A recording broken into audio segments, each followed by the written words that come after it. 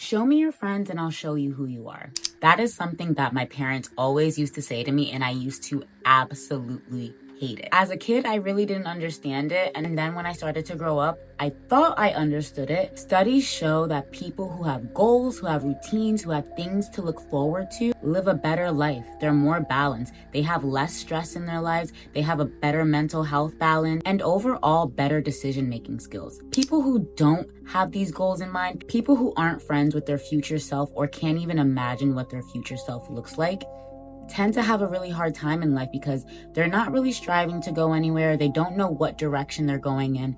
And if you feel like this is not an attack on you. This is the point of today's video. We're going to help you bridge the gap between who you are right now and help you visualize the maximum version of yourself, the person that you can be. If you are someone who wants to have big goals or does have big goals and wants to know how to get there, how to achieve those goals, this is the video for you. So first things first, we're going to talk about a term called temporal discounting. And this is something that a lot of people do very subconsciously. If you've never heard of the term, it's okay. It's basically when you have a goal in mind, and because the goal is hard, you subconsciously tell yourself that the reward from the goal doesn't matter, or it's not as important as it's supposed to be. You kind of downplay what the reward is going to be. So let's say you have a spending habit and you tell yourself that you're not going to spend for the entire month because you have a goal in mind. Well, then you go to the mall one day and you tell yourself you're just going to window shop. You're not going to buy anything. You see those really nice shoes that you want. And then subconsciously you tell yourself, well, I can buy this. Like, my savings goal doesn't even mean anything. It's not that serious. Like, I can save another day. This won't matter. This won't hurt me. Instead of being strict with yourself, instead of having the discipline to say, I made that savings goal, I need to hit that goal. A lot of people like to do dry January, whether that be for personal reasons, health reasons, monetary reasons, whatever it is.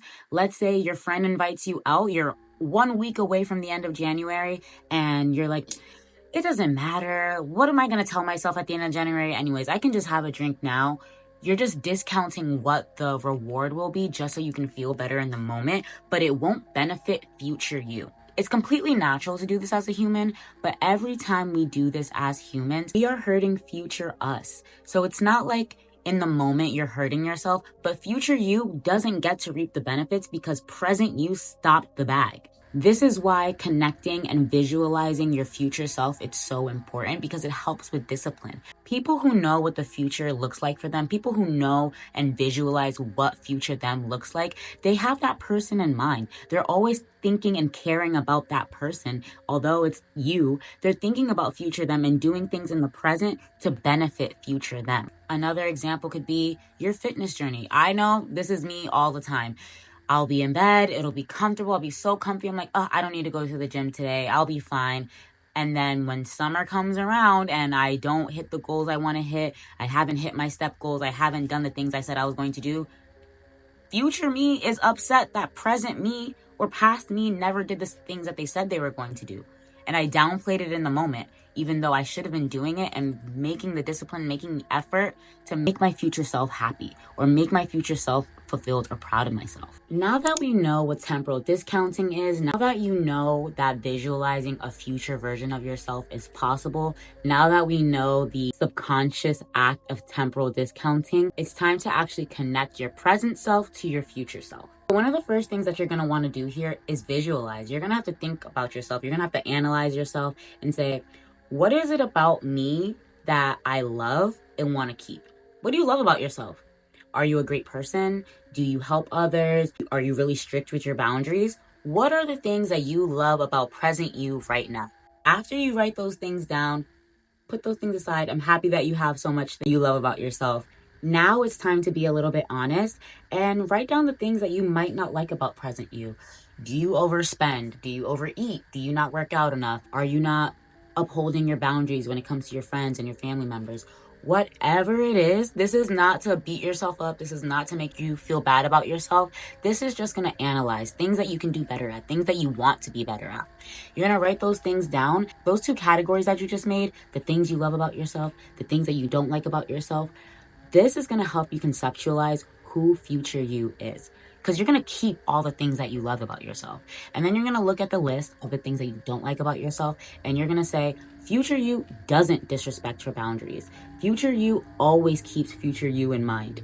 Future you is on top of her goals. Future you has a routine. After we've done these two groups of the good things that you love about yourself and the things that you might not like about yourself, now you can decide. You can either be extremely detailed with this or very vague. I personally like to be a little vague just because you can't be too detailed in life. You won't be exactly the way you think, but a nice idea of who you want to be is a great start. I grabbed my notes app and I made something that a cute little title. I said maximum Maui, or the maximum version of me. And I wrote down what she does. Like, what does her day-to-day look like? Is she a morning person? Does she wake up early? Does she spend time with herself? If you're into religion at all, does she pray every day? Does she meditate?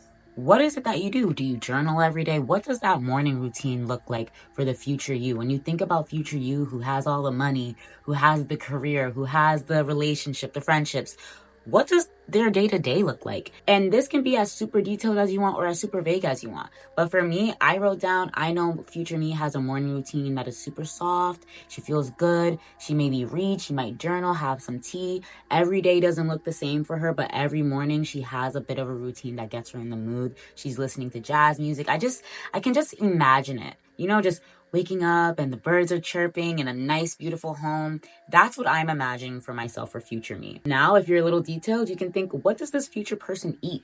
Do they eat fast food all the time? Are they going to restaurants often, very high class restaurants with their friends?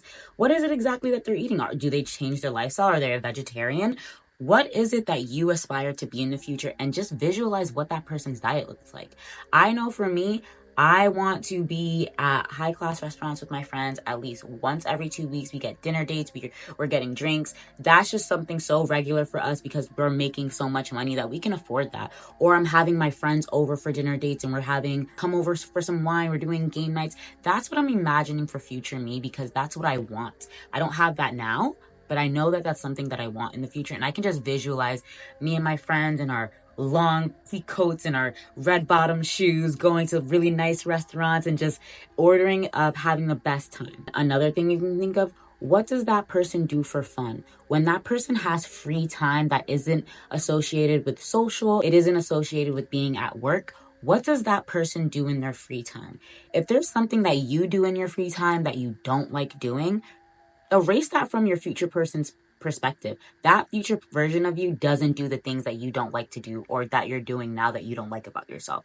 So if there's something that's detrimental to you, that's something that's stopping you from hitting your goals, future you doesn't even do those things, or they don't do it as much as you're doing it now. So whatever that might be that you do in your idle time, think about how future you would react to that. Would future you say, oh, I don't do that every day anymore, or I do that once in a while, or maybe just socially, or at all?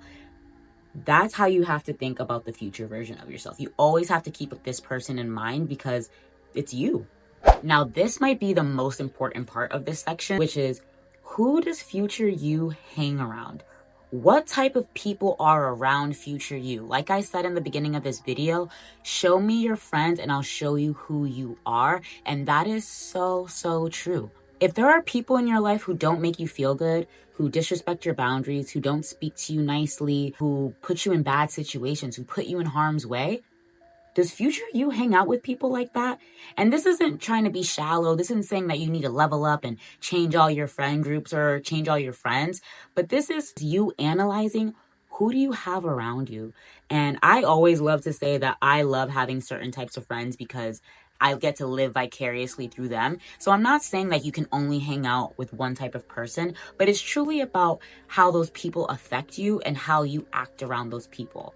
Are you a good person when you're around certain people? Are you making good decisions when you're around these people? Who does future you hang around? When I think about it, I think about future me hangs around people that it loves being around, people that are like-minded, that uplift her, people that she can go to if she's feeling down. Last me was hanging out with people who I felt great around, but we only went out. We only went to the club together. We only were going out to the bars together. That's not sustainable. I want long friendships. When you are thinking, praying, meditating to the world, whatever it is, and you're praying for better connections in the world, this is what you need to think about. Who does future you hang out with? When you're looking for new friends, have that in your mind. Oh, I only hang out with people who do X, Y, and Z or make me feel X, Y way. And if it's not that, then it's not for you. Rejection will always be protection. So just keep that in mind when you're looking for friends or trying to add people into your social group, or when people want to come into your social group. You have a criteria now, and that's okay. I like to call this next section becoming her.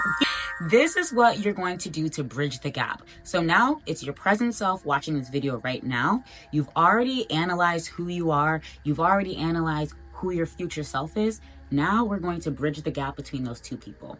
I've seen this all over TikTok, and I absolutely love the way that it just helps you visualize taking care of your future self. What are your ins and outs? I've seen people do this for the new year. They're my 2025 ins and out, my 2024 ins and out. And I even did this for myself. So for me, my things were, what are some things that I used to do that I'm not doing anymore? I'm not hanging out with people who don't make me feel good. I'm not hanging out with people who say mean things around me or are okay with saying mean things around me. I am no longer disrespecting my boundaries. I want to read every day. I want to be more intellectual. I want to hang out with more intellectual people. I want to do weekly study, whatever it may be. You write that down. What are the things that you're keeping in versus the thing that future you is kicking out? There's all those amazing things that you wrote down. Those things are staying. The outs are all the bad things that you don't want to do anymore. An in can also be, hey, I want to up my fitness journey. In 2024, I'm going to the gym 4 or 5 times a week, as before I was only going twice a week. It can be as detailed or as vague as you want it to be. This whole exercise is to just visualize the type of person that you want to become. And this isn't concrete, nothing is set in stone, but I'm telling you, people who have this future self visualized are doing better in life. I'm telling you, the people who have goals, and I always use like huge celebrities because you can see interviews of them when they were young children and they always had future them in mind. Like, I always think of Beyonce and see videos of her as a child, and she always knew she wanted to be a superstar from a young age. This is gonna be so random, but I was watching I think I was watching a video about like Disney Channel stars and how they got discovered. And from super young ages, these kids knew, I'm going to be famous. I'm going to be an actor. I'm going to be on TV. And you would see all these VHS videos. Specifically, I'm talking about Miley Cyrus. You see these old VHS videos of them. And they're like, I'm going to be famous. I'm going to this.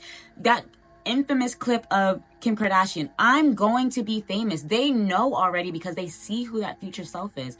People who have that future self in mind already know and are already winning at life because they can conceptualize it. The last thing in this section that I want to mention is, what are you doing right now to support future you?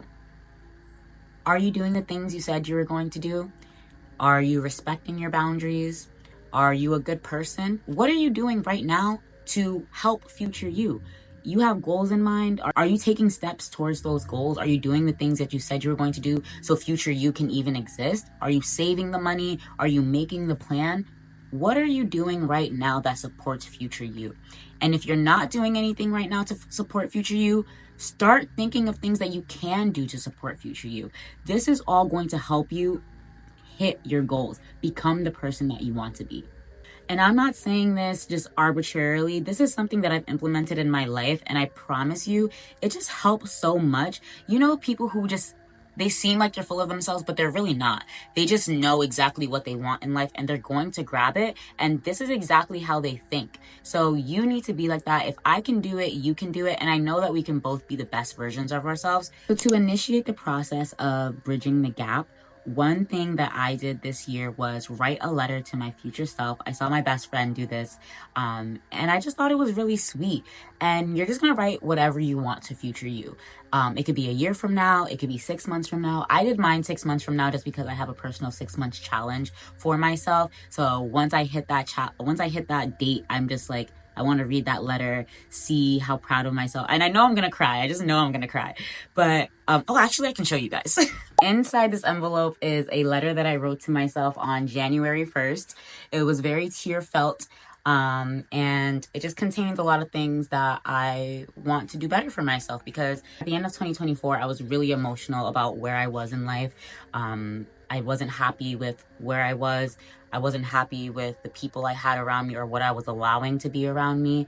And this letter represents me being fed up of myself, me being sick and tired of being sick and tired. And sometimes to elevate in life, you really do need to be sick and tired of being sick and tired of yourself. You have to be upset at yourself for allowing certain things. And this letter represents that I can do hard things. I can do the things that I set my mind to. And I want you to feel the way I feel. I am nowhere close to when I need to open this letter, but just seeing this letter here is a reminder to myself that you need to keep on going. You need to keep on doing the things that you said you were going to do and uphold your boundaries. Be the woman that you said you were going to be, because that's who you are. You're never gonna be future you if you don't start acting like it now. So I hope this video resonated with you. I know it was kind of all over the place and a little abstract, but I think it's really important, especially as young adults, to visualize future you. It doesn't have to be a mirage. It doesn't have to be something so far away, because the little things that you do today will be such a big impact on future you.